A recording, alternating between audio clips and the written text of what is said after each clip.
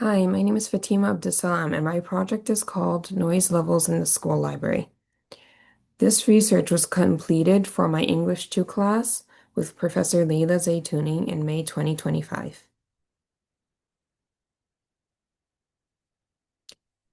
Table of contents. Here is what I'll cover in this presentation.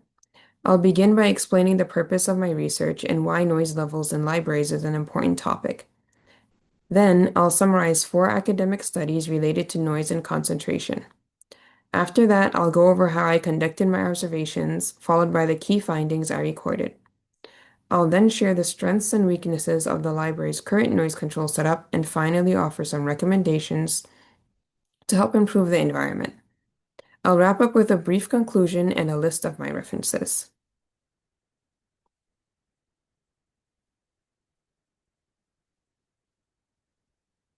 Introduction and research purpose.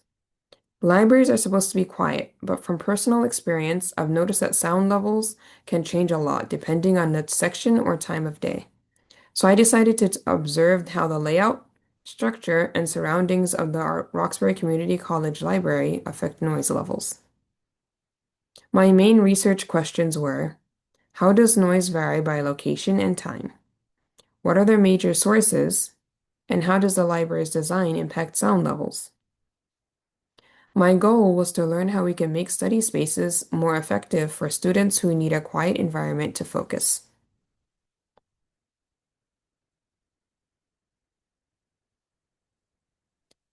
Literature review. Why noise in libraries matter. I reviewed 4 academic studies to understand how noise affects people in different environments. First, a study by Abbasi and colleagues in 2024 focused on hospitals and found that the layout and design choices, like acoustic panels, help to reduce noise. Next, Raghuvanshi also studied hospitals and showed that high noise levels increased stress and mental fatigue. Then Monazam Esmailpour looked at industrial workers and found that the constant noise reduced their work performance and even affected mental health. Finally, Adebayo and Olatunji's study focused directly on libraries and showed that most students were dissatisfied with noise levels. They emphasized layout and behavior policies as key solutions.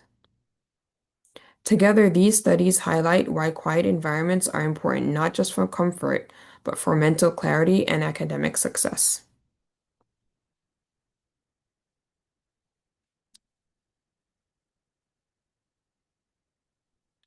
How the study was conducted. I conducted my observations over a 2-week period.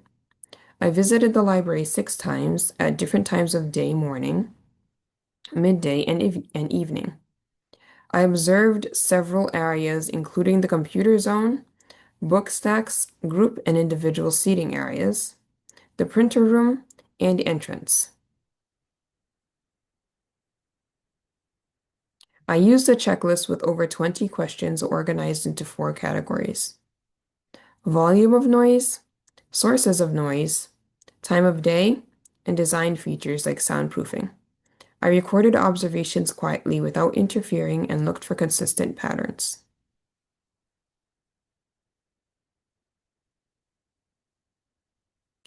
What was observed? My observations showed that the noisiest areas were the computer section, the group study zone, and the printer room.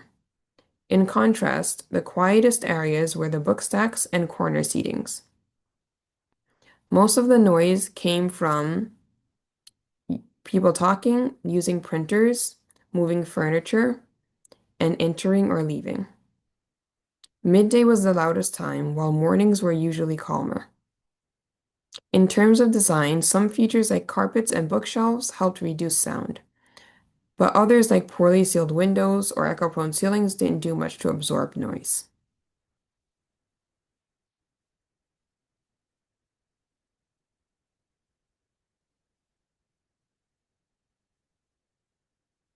What works well? There are several good things about the library's current setup. Carpeted flooring helps absorb sound, and bookshelves create small sound barriers between aisles. The printer is placed in a separate room, which limits how far the noise travels. Soft chairs also help reduce overall noise levels. Some corners are very quiet and offer great study conditions for focused work.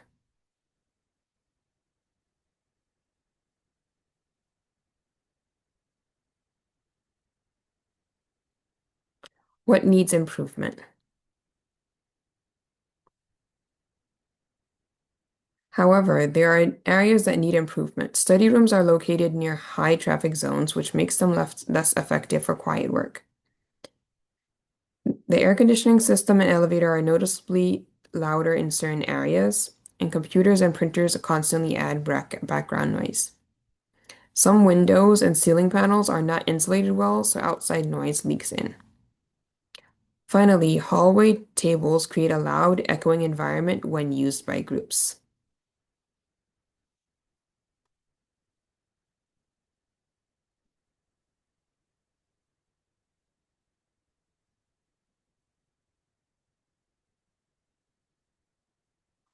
Recommendations to make the library quieter. My first recommendation would be to create a separate room for the computer area. Computers generate a significant amount of noise, especially during peak time when students are printing, typing, and engaging in group work. Isolating the computer area into a dedicated room with sound-insulated walls and doors would contain this noise and prevent it from spilling into quieter study zones. This also aligns with acoustic design strategies that emphasize zoning noisy and quiet activities. My second idea would be to get a quieter printer model. The current printer produces a noticeable amount of noise during operation, which can be distracting, especially in smaller spaces. Replacing it with a quieter, modern printer model, ideally one designed for library or office use, would reduce ambient noise. Quieter models often have silent modes or noise-canceling features, which would support a more peaceful study atmosphere. My third idea to reduce noise in the library would be to use more signage to encourage quiet behavior, especially near entrances. Visual reminders are effective tools for shaping behavior. Strategically placed signs near library entrances and high traffic zones can prompt users to silence their devices, keep conversations low, and respect the quiet environment. Signs can also direct users to designate group or quiet zones, reinforcing behavioral expectations through gentle and consistent cues. My fourth idea would be to improve window and door insulation in study rooms. Sound can easily travel through poorly sealed windows and doors, compromising the effectiveness of otherwise enclosed study areas. So adding better insulation and soundproofing would help create pockets of true silence within the library for deep concentration. My fifth idea would be to relocate tables in the hallway outside the library to a different part of the school. The tables located in the hallway just outside the library contribute significantly to the noise levels within the library itself. Generally, there's a lot of foot traffic in this area, and it easily travels through the entrance, disrupting the quiet interior environment. Relocating these tables to a more remote or acoustically buffered area of the school, such as a student lounge or an underused classroom, would reduce hallway congestion and prevent sound from bleeding into the library.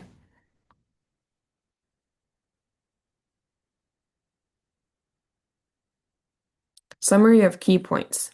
In summary, noise levels in the RCC library depend on time, location, and design. While there are many strengths in how the space is currently set up, there are also several areas that can be improved upon to support better concentration and reduce stress. Making these changes could help students focus better, which would improve the library's overall effectiveness as a learning environment. Lastly, I'm going to show my references. So first we have Abasi with prioritization of noise abatement methods for controlling hospital noise pollutions.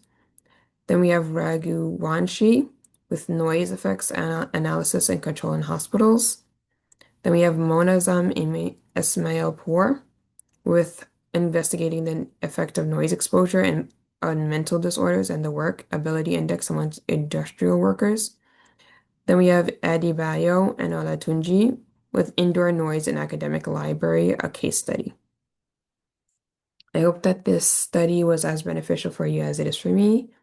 Thank you for your time.